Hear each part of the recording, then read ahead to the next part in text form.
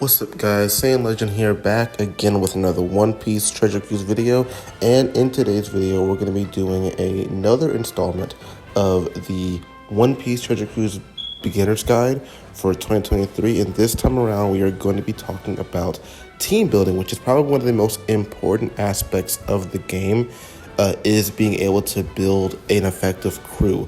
So I have done 2 installments of this series already, and I will link them in the description or probably in the card somewhere, so you can go ahead and check those videos out and come right back here. But if you've already seen it, we're just going to go ahead and get started on talking about team building. So this is going to be just all of my personal experience team building for my many years playing this game. At this point, this is just going to be how I think team building should go. We're looking at any piece of content. So without any further ado, let's get started. So the one thing that we have to understand about this game is that there is just one rule, is that not one team can beat all pieces of content. You have to be able to build many different diverse and different teams to be able to take on many different pieces of content. Now, obviously, there is those videos you see where it's like this one team can be all the Kazuna variations. That's only because that's just how Kazuna is built. The way Kazuna is built, you can do that, but for the majority of pieces of content, you can't do that whatsoever. You have to be able to build a very diverse team so that you can take on all the different gimmicks and whatnot that are in the stages for whatever piece of content you're trying to take on. So that's just one thing we have to get right out the gate there, is knowing what content you're trying to beat. And there's many ways to find this out. One of the ways is by going in game and actually just looking at the content info. Now, so for some of the older pieces of content in the game, like clashes, coliseums, and arenas, you can go to the Recollection Archive, and it actually does show a content guide, a quest guide or whatever, when you click on the quest itself, and it shows you step by step what the stages will do when you enter that certain stage. They mostly start on stage 3 and go on from there. You can see what gimmicks you have to look forward to and what you have to prepare for to be able to beat that piece of content. Now, new pieces of content don't have this, unfortunately. I wish they did, but they don't. So usually what you be able to do is go into the content yourself and just play through the content multiple times to understand what the gimmicks are. And there's ways of doing this. I know the One Piece Treasure Cruise game with, I think they use a team sort of like, I think they use one of the units, Rebecca Viola from the treasure map, just because of the fact that switchability does allow the game to display the stats of the enemy, so you know exactly what's going on. Now, the only thing the stats don't show is what the gimmicks they do are. They just show you that they do have gimmicks, or they have health, attack, or whatever else they have, defense and everything. That's just all they show when you display stats. But that's how we find out about what the content does. We just play through the content over and over again, and now that we have the system in place where you don't actually waste stamina if you don't clear an island yet, you can clear as many, you can go through it as many times as you want to until you clear it, so you understand what the content does.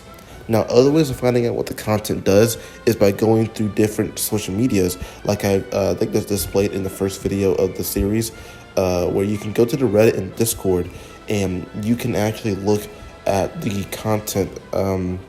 They do have dedicated threads where they do show you what the content does. They have people that go through the stages for you, and they will basically outline what the stage, they outline what the actual content does. Especially on Reddit, they do this a lot in Mecha threads, where you can post your own teams and everything, and they have a dedicated spot where they will show you what the content does. Now, the Nakama Network, as you see right there, is another piece of media where people can post teams on content they've beat. It doesn't really give you a breakdown of what the content does. It just gives you a breakdown on what the team does to beat the said content. I also use this site a lot too, and I do frequent this site just to see what kind of teams that people have made up. You can post your own teams too if you want to. You can link videos and everything. It's a really good site for people that don't really want to go into the team building aspect and just want to be able to beat the content. This is a site where it's just a bunch of teams that you can use. And it has a setting too where you can log in and you actually can set what units you have in your box, so that when you see a team pop up, the highlighted units are the units you have, and the ones that are grayed out are ones you don't have. You can go on and click which units you have, which ones you don't, so you can see what teams you actually can build. It's a really good site for people that just want to build teams and go on about their day. Now the OPTC database is, I think I mentioned this.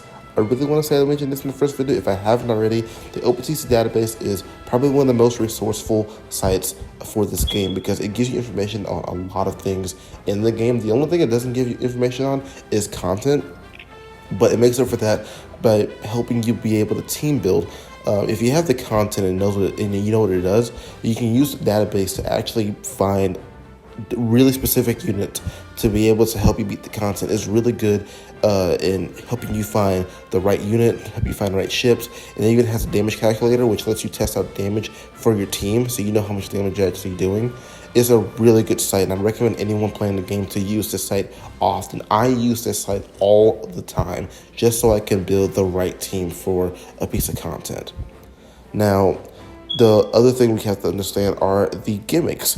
And you just have to understand the basic gimmicks of the game.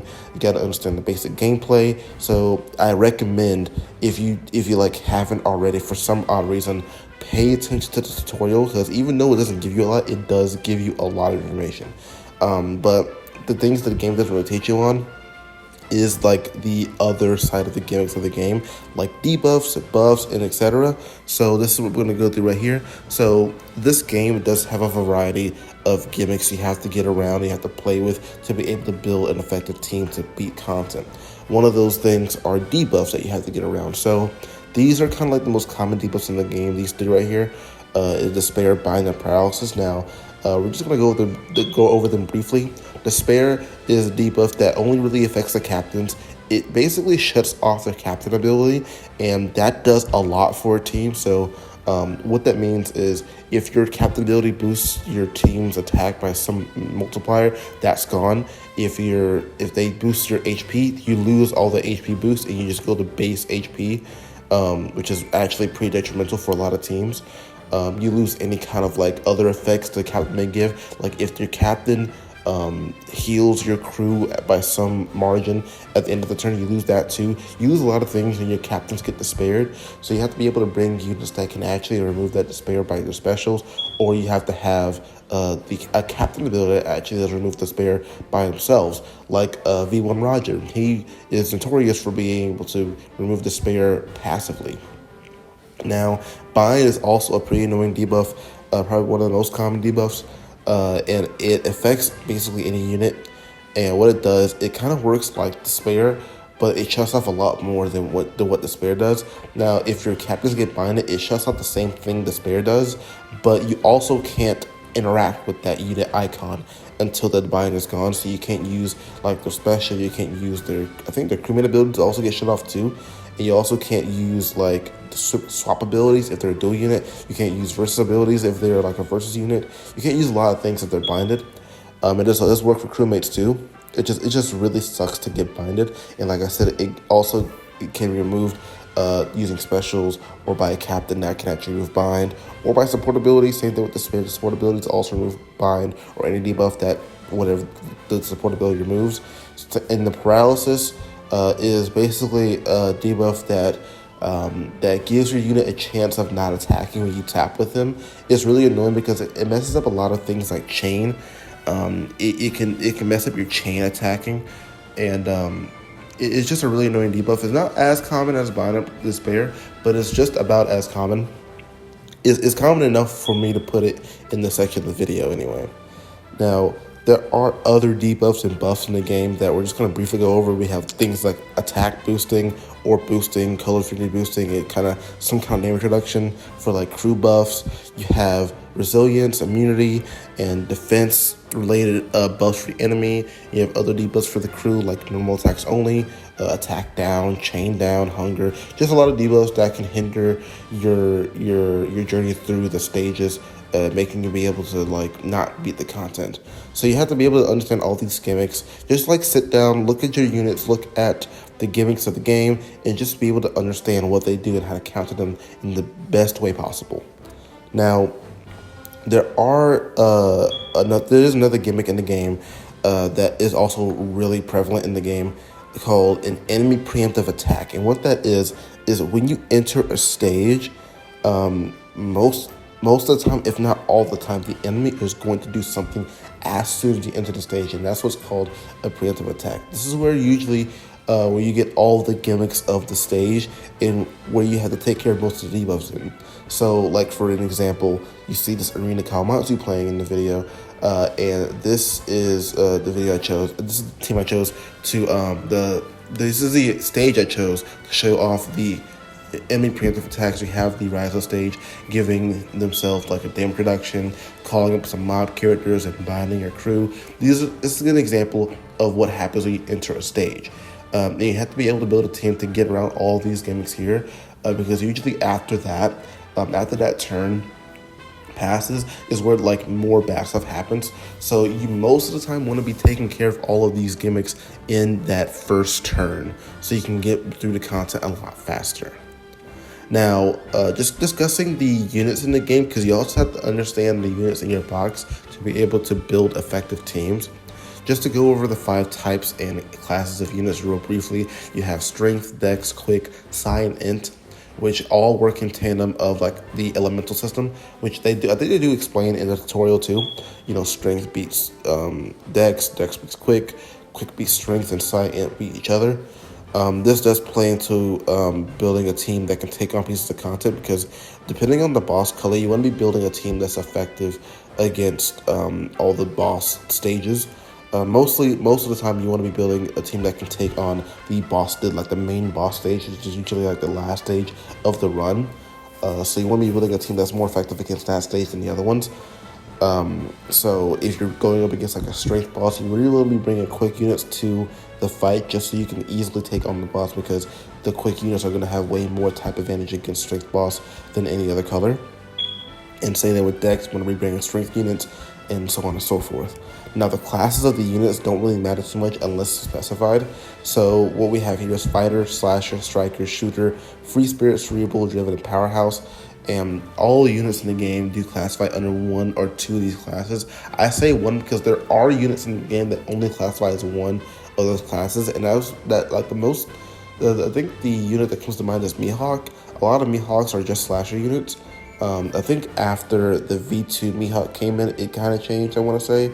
Some Mihawk came in that wasn't just Slasher, and that's what it kind of changed for that unit. But that's kind of like besides the point. The point is that these classes aren't really that important unless specified in like a captain ability or a special or some kind of ability in the units themselves.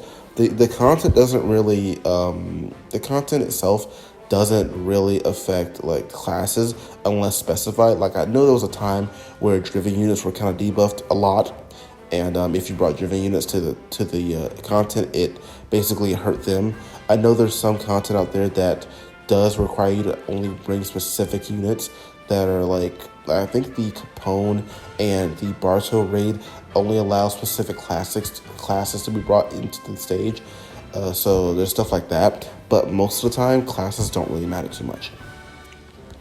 Now, you have to also understand captain abilities. So what we're going to be going over here is kind of like the 3 or 4 main captain abilities in the game. So starting off, like I said, you have types, you have classes, and there are captains that only boost those types or those classes. So like, for example, we have 6+ Douglas Bullet, who is a type boosting captain who only boosts strength, quick, and int. As you can see in his captain ability right there, he only boosts strength, quick, and int. So you have any units that fall under that category, those are the units that he will boost. He will not boost Dex or Psi. Now, there are instances where you can bring units outside of the limits of the captain ability, but that's only if you're very confident that unit is going to work and that the rest of your team can make up for not having a full advantage of the captain ability. That's like a really kind of advanced thing. If you ask me, that's really an advanced thing. I really don't do that in a lot of my teams. So I feel like it's an advanced thing, if you ask me. Either way, bullet boosts strength, dex, not dex, strength, quick, and int. So you may be bringing strength, quick, and int units. Another type of captain are class boosting captains, which this law happens to be, who boost free spirit, fighter, and striker units. So bullet here, you want to be bringing in units that are free spirit, fighter, and striker to be able to run under this law right here. Now, another kind of captain that we've kind of been getting a lot more frequently are units that boost both type and classes, like the new Robin. She will boost quick, cerebral, and free spirit units. So if you have any units that classify under those three classifications, then you can definitely bring them onto the crew. If you have cerebral units, you can bring them on. They don't have to be free spirit or quick. If you have free spirit, you can bring those on. Like I said, no, you don't have to be cerebral or quick. And then if you have quick units, they don't have to be or free spirit at all. And that goes for strength. That goes for bullet and law type captains. You don't have to bring you don't have to bring units that are just that right there. You can bring units that are like fully strength for like bullet. You can bring units that are fully quick for bullet, or you can bring units that are like just int. You can bring units that are free spirit or fighter or striker. As long as they fit into the classification, you can bring them onto the team here. Now, there is a captain that does boost everybody regardless of their type or class, and those are what we call rainbow captains. So, like Roger here, he is a rainbow captain because he does not specify if you have to bring a type or a class type unit. So you can bring any unit you want as long as they can beat the content and they work under Roger really well, then you can bring them onto the crew. Now, with rainbow captains, you mainly do want to be bringing units that are rainbow in a sense, or that can boost everybody. As long as they can boost everybody, they're good. So yes, this like, for example, if you're going to be running Roger as your captain, if you know Roger's type and class, he's a Psi free spirit slasher. And so you can build a team of just Psi or just free spirit or just slashers. As long as the crew benefits from everybody, then it doesn't really matter what you bring.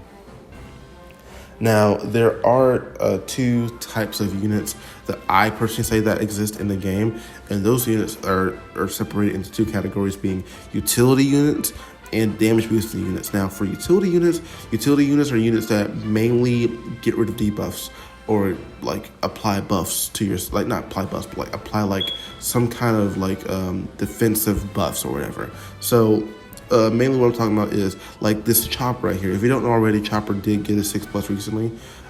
So this image was made way before he got a 6+. I'm using a 6-star image right here. Either way, Chopper is what I personally like to call the king of debuffs, just because he does remove, I think, 9 debuffs. I think it goes up to 10 now. It's 6+ right here. He does remove 9 debuffs though. It's 6-star. I think he removes bind, paralysis, despair, attack down, special bind, recovery down. I think recovery bind 2, remove sound effects, poison, and now he does remove the healing does damage debuffs too. It's just really crazy amount of debuffs he removes. But those units right there, units that mainly are there to provide a debuff removal, are utility units. So you have like the Zoro here, who does remove attack down and special bind. You also have the King there, who does remove despair, special bind, and attack down. Just really good utility units. And you also have units that do mainly damage boosting effects, like the Snake Man there. Snake Man is an orb booster, and he does give you matching slots, and he also is an attack booster with his super type special. You also have units like the Chopper, the Cracker there, who gives you a kill affinity boost. He gives you magic slots and a chain boost for, I think, 3 turns with level limit breakout now. And then you have units like the Kid, who will give you an attack orb and color affinity boost depending on how you use a special. Just a lot of crazy buffs that you can use to deal a lot more damage with those kind of units right there. Now, just as an example here, we're going to look at an example gimmick stage. So this is kind of what you want to be looking for when you're looking at stage breakdowns, so you can build your crew effectively. So in this example here, we have a preemptive attack that will give the enemy a delay and defense down immunity. So that means you can't delay them, you can't give them defense down. You also get inflicted with 6 turns of despair, 8 turns of bind to the captains, and then you get hit with a 6-turn burn, which will deal 10k damage for every perfect you hit. and then you have 10 tiers of recovery bind. So as you can see here, you have despair and bind, burn, and recovery bind to deal with. Now, I will say automatically right now, the recovery bind, you did not have to get rid of that whatsoever. Most of the time, you have units that have limit break abilities that will passively get rid of the recovery bind for you. Or even if you don't really have to worry about it, because it's not something to waste a special on. You want to be using your specials to get rid of the effects that will actually hinder you playing the game. And what I mean by that is stuff like Despair and Bind are two debuffs that will literally hinder. They will stop you in your tracks. So you can't move on until you get rid of those two debuffs. Like I said, they're the most common debuffs in the game. So you want to be building a team that has Despair removal and Bind removal, so you can get around this stage right here. Now the Burn is like a egg count problem, because most of the time you actually can get away with getting burned. Most of the time you can get away with not hitting perfects. As long as you have enough damage output, then you don't have to hit perfects all the time. You can actually get away with goods and greats and still do enough damage to defeat the enemy.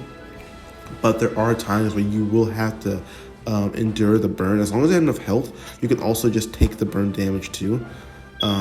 Most of the time though, you probably are going to be hitting goods or greats just to get around the burn effect.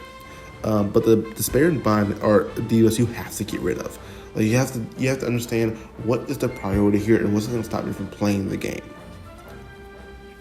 So this is just like a example team. This is the team I think I used in the Kawamatsu video where I took on the arena there. This is an example of a synergized team that works well together that can beat a piece of content. Now, obviously, this is like the team you probably want to be using against Kawamatsu anyway, since this is like the stage that came out with the versus Akainu badge. But the point still stands is that this team does work well against that piece of content because the team can get rid of all the gimmicks and get through it fast enough. So this is probably going to be the end of this video right here, just because I don't want to make it too long for you guys, but I will be making a part 2 for this video where we actually do build a team for a piece of content. And the piece of content I'm going to be choosing is an arena, just because I want to be able to build a team for you guys that you just be able to go through a stage that has enough gimmicks so you can understand what goes into team building. So we're going to be choosing to do Arena X Drake for the second part of this video. So really hope you guys stick around. I hope you guys enjoyed today's video, and if you did, please leave a like, comment down below, and subscribe. It really helps the channel out, and I will see you guys in the next video.